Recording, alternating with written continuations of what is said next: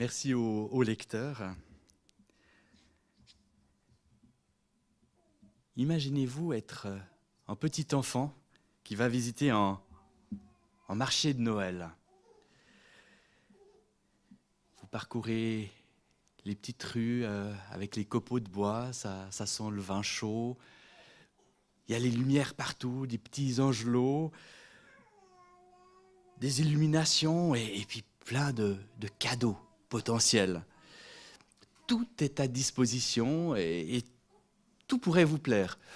Peut-être pas les cache-pots en cordelette péruvienne, mais les jolis jouets, les chocolats, les confiseries, tout ça, ça sent bon et ça donne envie. Vous voyez la belle étoile au haut du sapin, tout illuminée, et vous arrivez devant la crèche, et elle est vide. Comme votre sapin, sous le sapin, pas de cadeaux. C'est pas qu'il n'y en ait pas qui arriveront, mais tout est prêt, mais c'est pas encore Noël. Jésus n'est pas encore dans la crèche, tout est prêt, la crèche est prête, le sapin est prêt, mais c'est pas encore le temps des cadeaux. Tout est possible. Qu'est-ce qu'il y aura dans quel cadeau? Qu'est-ce que j'aurai? Mais ils ne sont pas encore là. Et il y a 2000 ans, Dieu avait préparé les gens. Ils attendaient cette venue, ils attendaient la venue du Messie. Mais ils ne savaient pas vraiment comment ça allait arriver, ni quand, ni sous quelle forme. Et ils ne s'imaginaient pas du tout ce qui allait se passer. Ils ont été surpris. Alors comment, nous aussi, on peut se préparer aux surprises du plan de Dieu? Comment est-ce qu'on peut réagir quand on se retrouve dans le plan de Dieu, surpris par ce qui se passe et surpris parce que ce n'est pas du tout comme on imaginait que ça allait se passer? Et je vous propose de prendre 2 modèles bibliques et un contre-modèle. Alors, le premier de ces modèles, enfin nous y voilà, après 2 Joseph autres, voilà le Joseph qu'on connaît. Ça c'est peut-être à contre-temps, hein, mais on va revenir donc 1700 ans avant Noël en Canaan. On a un jeune homme d'une tribu de bergers nomades qui parade devant ses frères dans sa belle tunique chamarrée. Et puis il leur parle de ses songes, de songes dans lesquels ses frères, sa famille, se prosternent devant lui.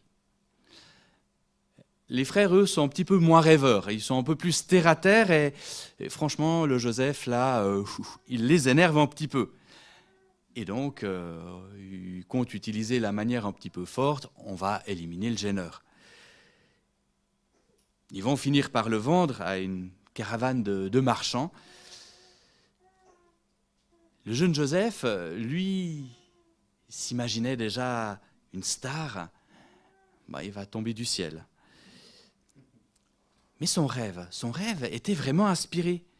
Et François, merci à lui, a lu la fin de l'histoire.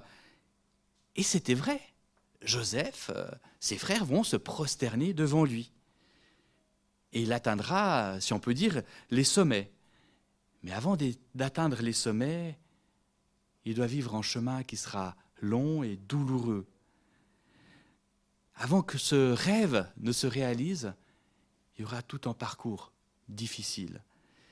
Il a été trahi par ses frères, qui l'ont vendu. De fils préféré et choyé, il est devenu esclave. Et puis il a été accusé injustement par la femme de son maître. Et là, il est jeté au cachot. Au cachot où il va y rester quelque temps parce qu'on va l'oublier. C'était des fois souvent un peu le but. Tout ce temps-là a duré 13 ans, 13 longues années. Pourtant, le jeune Joseph, il semblait prêt à suivre la voie de Dieu. quand il voit son rêve, c'était un petit peu « je dois les gouverner tous ». Et pour Dieu, c'était quelque chose comme ça qu'il avait prévu, mais ni à ce moment, ni de cette manière. Et Joseph, avant de devenir le premier ministre du Pharaon, avant que ce rêve se réalise concrètement et que ses frères ne se prosternent effectivement devant lui, va devoir passer par un temps de formation. Alors il va apprendre à gérer un domaine, le domaine de Potiphar. Il est esclave, mais Dieu est avec lui. Et Dieu va faire réussir tout ce qu'il entreprend. En prison, la même chose. C'est difficile d'être en prison, mais très vite, il va prendre des responsabilités et prendre soin de tous les prisonniers. Il va développer différentes compétences, tant chez Potiphar qu'en prison. Le cadre n'est pas idéal, ce n'est pas une école où il aura un certificat à la fin, mais il va apprendre. Et surtout, il va apprendre à l'intérieur. Il va mûrir intérieurement, mais il va aussi grandir en Dieu.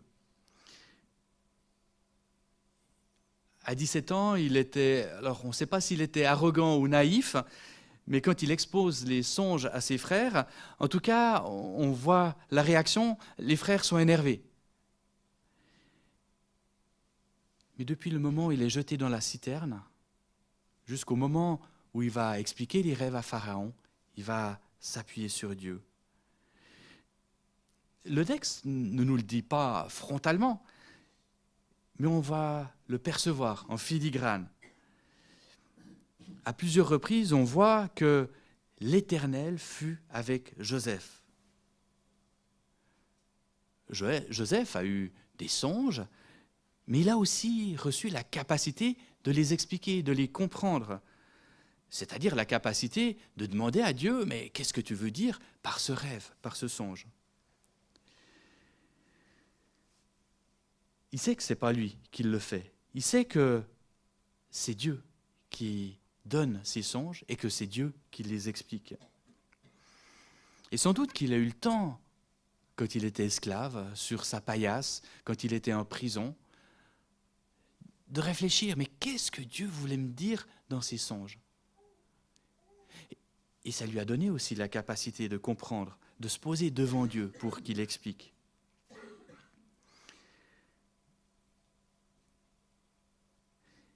Il a développé une relation avec Dieu, une relation qui va lui permettre, tout au long de ses 13 ans, de faire un chemin de pardon pour ses frères, envers ses frères.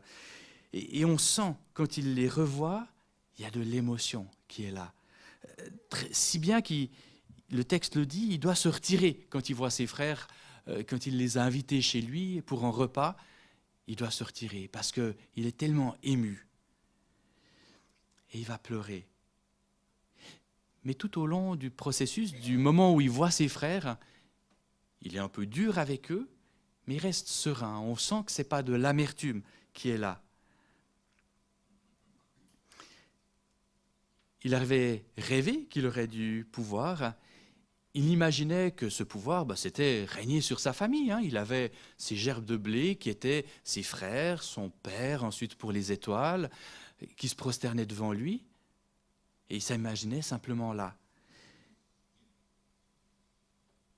Il est entré dans le plan de Dieu, parce que, allez, on vous propose une forme de gloire, allez, je vais entrer dans ce que Dieu me propose, et il l'a fait. Il a été surpris de comment ce plan se mettait en place. C'était un défi, une succession d'épreuves. Et le plan de Dieu n'était pas ce que Joseph imaginait. Il s'imaginait régner sur sa famille, il a régné sur l'Égypte, mais ce n'était pas pour régner. Le but de Dieu, ce n'était pas tant qu'il ait du pouvoir, mais c'était qu'il soit au service de Dieu, qu'il soit au service de son peuple, qu'il soit au service des Égyptiens et qu'il permette que son peuple, les Égyptiens, n'aient pas à subir une grande famine et qu'ils soient sauvés. Quand nous entrons dans le plan de Dieu, nous devons nous préparer à ce que cela ne se passe pas tout à fait au timing, dans le timing qu'on imagine. Que cela ne se passe pas de la manière dont on pense que les choses vont se passer. On doit être prêt à se laisser transformer, à passer par tout un chemin de transformation. Et on ne doit pas oublier que ce n'est pas nous qui sommes au contrôle, c'est Dieu qui est au contrôle, c'est lui qui dirige. Et on doit se laisser diriger, se laisser entraîner dans ce plan.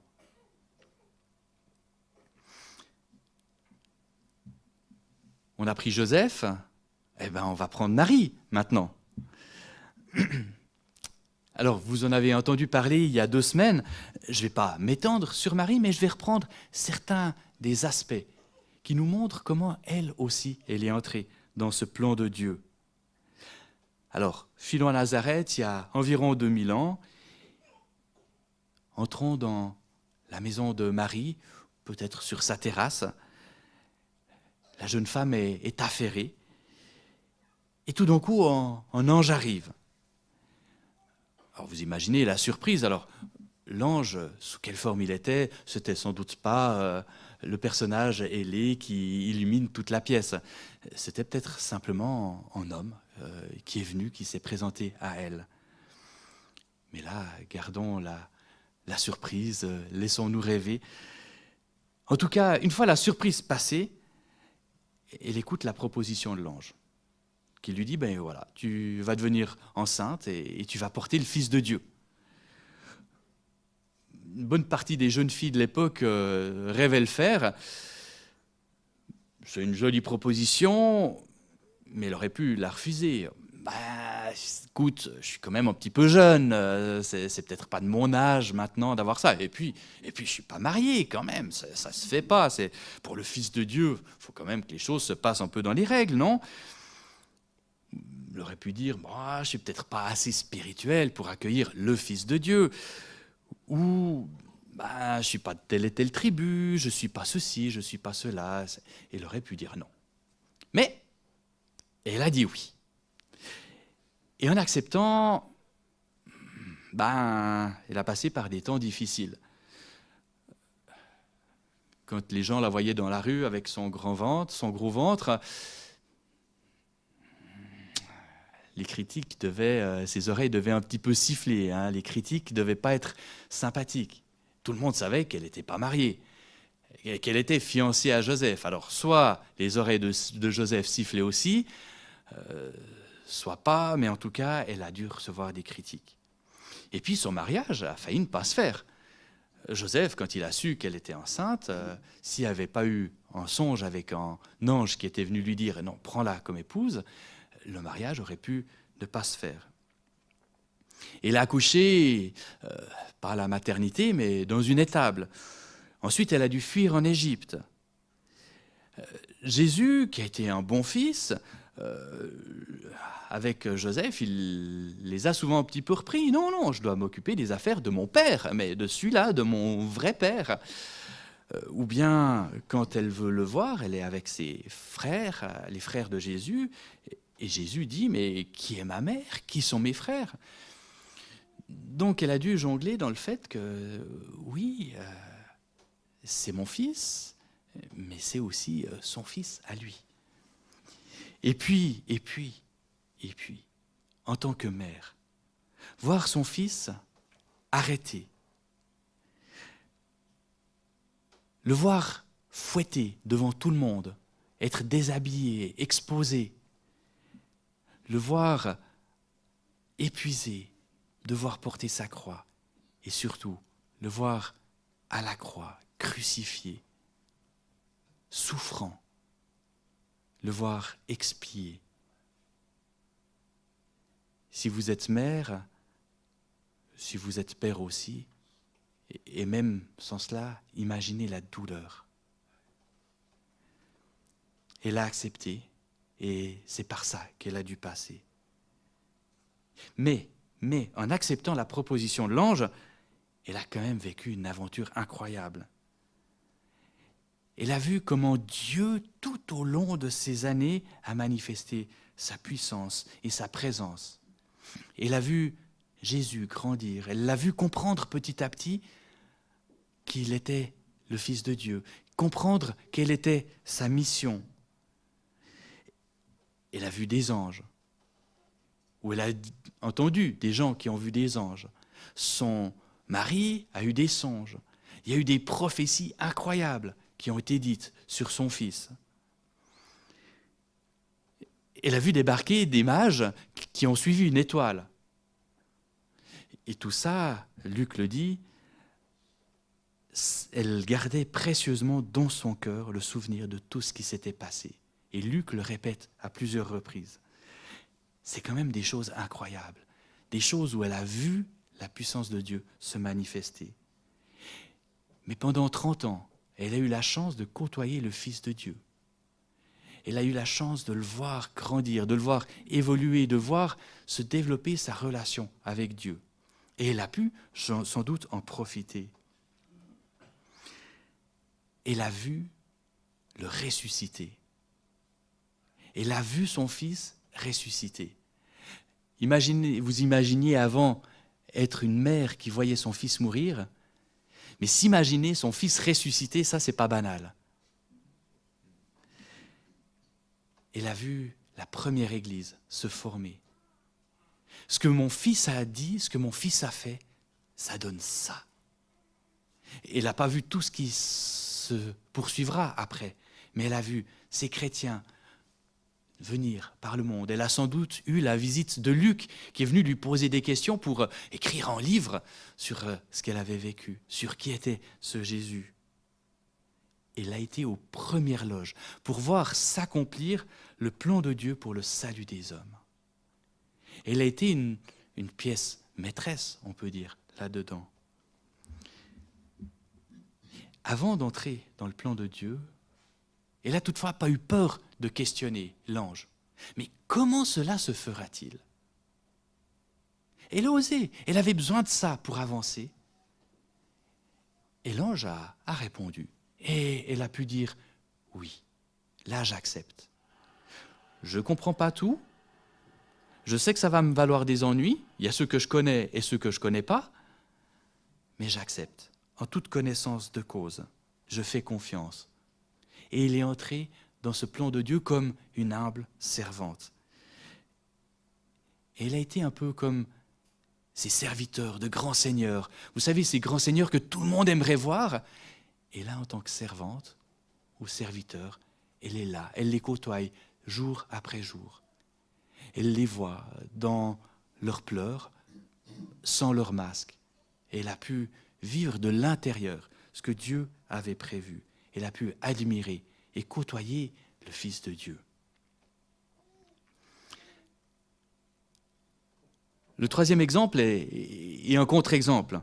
On a les maîtres de la loi. Donc on reste à la même période, peut-être quelques mois plus tard, quelques années plus tard, entre 1 et 2 ans après. Tout Jérusalem est en effervescence. Il y a des mages d'Orient qui sont là, mais surtout, ils sont à la recherche du roi des Juifs. Alors le roi des Juifs, on le connaît tous, c'est Hérode, mais là, ils cherchent le roi des Juifs à naître. Alors, je ne sais pas si vous connaissez Hérode le Grand, il a fait plein de constructions, des forteresses, des palais, des routes, etc. Mais surtout, on le connaît pour sa paranoïa. Il a fait tuer les parents de sa première femme, et comme du coup il faisait plus trop confiance à sa première femme, il l'a tué aussi. Et puis il a entendu dire que ses fils avaient peut-être dit qu'ils voulaient s'opposer à lui. Alors les fils, zigouillés, exactement. Donc il n'y allait pas de main morte. Donc imaginez, oui c'est vrai, pas de main morte, oui, enfin pas pour la personne, effectivement, merci Ruth.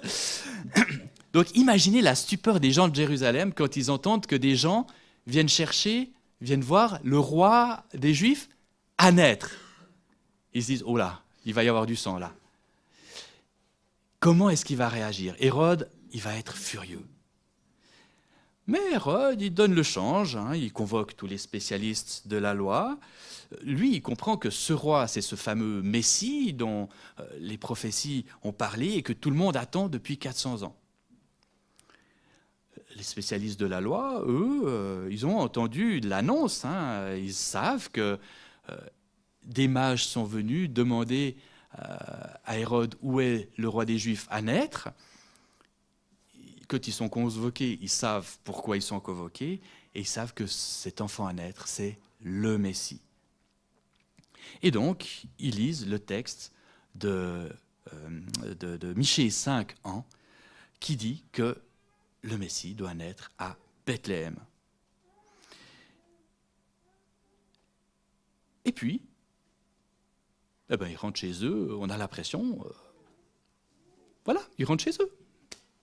On a dit à Hérode les choses, ils rentrent peut-être un peu tremblants quand même, mais ils rentrent chez eux. Ça fait plus de 400 ans que le peuple d'Israël attend le berger qui doit le guider, attend le Messie. Et dans cette période de l'histoire, à peu près à la naissance de Jésus, on sent qu'il y a une attente qui est encore plus grande. Quand on voit les textes, pas les textes bibliques, mais tous les autres textes, on voit que les gens attendent le Messie. Certains en attendent même deux, les Esséniens notamment. Il y avait une attente qui était pressante à cette époque-là. Et pourtant, le texte nous dit, tous les chefs des prêtres et les spécialistes de la loi que comptait son peuple, ils sont là. Ils viennent expliquer à Hérode, oui, le Messie, il doit naître à Bethléem. Et aucun ne part à Bethléem. Bethléem, c'est à 10 kilomètres de là. Ah, en marchant, ça fait peut-être 2h30 en marchant lentement. Les mages qui arrivent d'Orient, eux, ils ont peut-être fait 1000 kilomètres. Ils se sont déplacés pour ça. Eux qui attendent, qui savent ce que c'est, ils ne bougent pas. Ils avaient peut-être des excuses. En voyant les mages arriver, ils disent « Non, c'est des païens. Ils ont du mal entendre. Ils ont regardé les étoiles. C'est n'importe quoi, ça. C'est pas cachère. » Et puis, si Dieu voulait annoncer son Messie, il ne l'aurait pas annoncé à eux. Il l'aurait annoncé à nous, directement. Et puis, bon, sur un autre registre, si on va à Jérusalem, Hérode, il a justement la main lourde. Donc peut-être que c'est un petit peu risqué. Alors, quitte à aller voir un bébé dans un petit village de bergers, autant attendre qu'il grandisse, de le voir devenir qui il doit venir, et puis là, on le suivra. Puis Hérode ne sera peut-être plus là. Ils ont l'opportunité de voir le plan de Dieu se réaliser. Ce plan qu'il avait révélé à son peuple par ses prophètes. Il est là. C'est aujourd'hui que ça se passe. Et ils refusent d'entrer dedans. Ils n'ont pas l'occasion d'entrer dans la joie de voir Dieu ne nous a pas oubliés. Dieu s'est révélé. Dieu est là. Dieu a envoyé son Messie. Eux qui lisent et qui étudient les textes ne l'ont pas fait. Les bergers qui étaient dénigrés, eux, l'ont fait. Mais les maîtres de la loi sont passés à côté. Et moi? Est-ce que moi, je suis prêt à entrer dans le plan de Dieu? Dans ce plan que Dieu prépare et dans lequel il aimerait que j'ai une place? Alors, il y a le grand plan de Dieu qui est déjà réalisé. Le Fils de Dieu est déjà venu. Et puis, il va revenir. Mais en attendant, Dieu continue à prendre soin des hommes. Dieu continue à vouloir les ramener à lui. Et moi, j'ai une place là-dedans. Alors, si je veux entrer dans ce plan de Dieu, contrairement aux spécialistes de la loi, je dois abandonner mon confort. Comme Marie, je peux poser des questions, ah oui, il est un petit peu bas, je peux questionner Dieu. Là, il y a quelque chose que je ne comprends pas. J'ai besoin de comprendre pour avancer. Explique-moi, s'il te plaît. Ok, j'ai compris. Maintenant, je peux dire oui. Et puis, comme Joseph, je dois apprendre à aller à la vitesse, à la manière de Dieu. Je dois prendre cette posture du serviteur. Je dois me dépouiller de mon envie de tout contrôler, de mon envie de faire à ma manière, pour entrer pleinement dans le plan de Dieu, à son rythme et à sa manière. Alors en acceptant d'entrer dans le plan de Dieu, je vais faire face à de l'incertitude, parce qu'il prend son temps, Dieu. Lui, il a le temps. Moi, je serais pressé, j'aimerais entrer tout de suite. Et je dois être prêt à me laisser surprendre. Si aujourd'hui Dieu vous demandait « Écoute, va voir vite me préparer une crèche, mettre de la paille fraîche et un drap tout frais. » Pardon ? C'est ça ton plan ? Est-ce que je serais prêt à entrer et à aller mettre de la paille fraîche en bon drap là-dedans ? Quelque chose que personne ne verra sans doute, mais qui serait là pour préparer quelque chose de plus grand. En entrant dans le plan de Dieu, je pourrais passer par des épreuves. Peut-être que je vais devoir quitter quelque chose de confortable, une situation qui me plaît. Je vais devoir passer par de la critique, comme Marie. Mais en acceptant d'entrer dans le plan de Dieu, je vais sans doute passer par une transformation intérieure. Je vais prendre cette posture d'humilité, cette posture du serviteur, qui laisse Dieu agir, qui ne cherche pas à contrôler. En acceptant d'entrer dans le plan de Dieu, je vais grandir intérieurement, je vais grandir en lui. Je vais vivre sa présence au cœur des épreuves. Et puis je vais pouvoir m'émerveiller de voir comment il développe son plan, à partir de mes faiblesses aussi. Et quelque part, je vais être dans son secret, je vais être aux premières loges pour voir se réaliser en tout cas une partie du plan. En disant oui à Dieu, j'entre dans sa joie. J'entre dans sa joie de voir ce plan se réaliser, de voir des gens venir à lui. Est-ce que je suis prêt ? Est-ce que vous êtes prêts à vous laisser surprendre, à entrer dans ce plan ?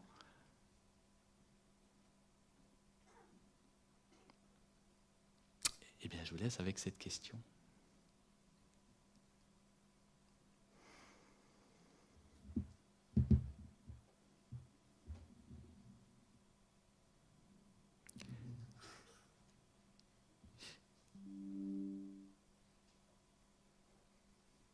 Nous allons prendre un autre modèle, un quatrième modèle. On n'en a pas parlé ou pas vraiment. Pourtant, il est au cœur de cette histoire de Noël.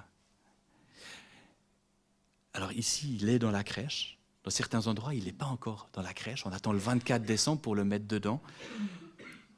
Jésus a accepté d'entrer dans ce plan de son Père. Il a accepté de se faire homme. Il a accepté de prendre de devenir humble jusqu'à se faire homme, lui qui avait créé les hommes. Il savait que pour réaliser le plan de Dieu, il allait devoir passer par la mort. Il a pris cette posture du serviteur souffrant.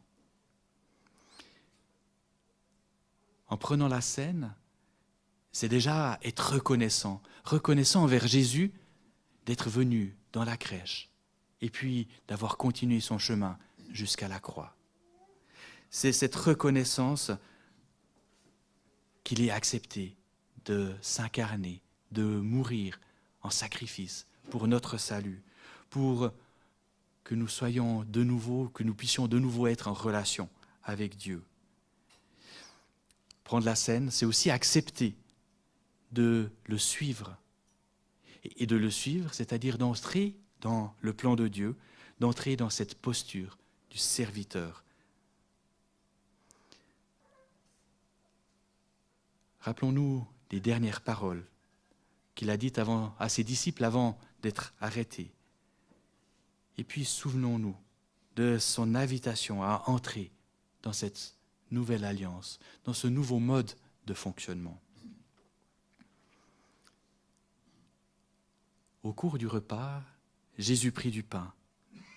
Puis après avoir prononcé la parole, la prière de reconnaissance, il le partagea en morceaux. Puis il le donna à ses disciples en disant « Prenez, mangez, ceci est mon corps ».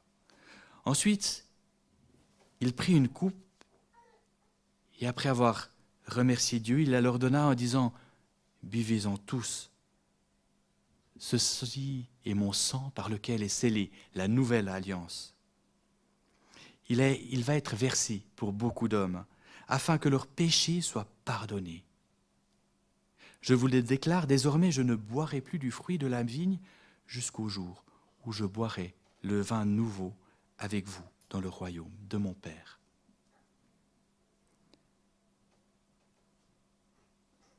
Prions. Seigneur, comme Jésus, comme Joseph, comme Marie, j'aimerais entrer dans ton plan. J'aimerais entrer dans ton plan pour moi et pour les hommes.